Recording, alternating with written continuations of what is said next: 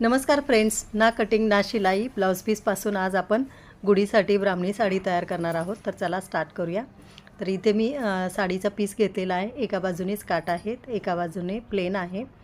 तर आपण वरच्या बाजूचं जे प्लेन आहे तिथे 5 इंचाचं असं फोल्ड करून 3-3 इंचावरती अशा प्लेट्स घालून घ्यायच्या आहेत. एकसारख्या प्लेट्स घालायच्या.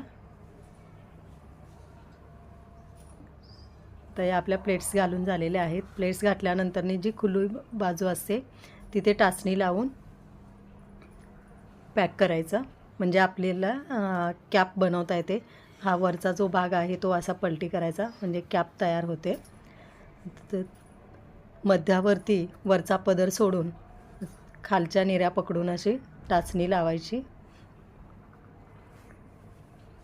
आणि मग वरचा जो काट आहे तो असा उचलायचा आणि वरच्या बाजूला टाचणी लावून पॅक करायचा. ही झाली आपली कॅपवाली ब्राह्मणी साडी गुढीसाठी तयार झाली ना. मस्त अशी साडी गुढीसाठी तयार. व्हिडिओ आवडला असेल तर प्लीज लाईक, शेअर आणि सबस्क्राईब करा.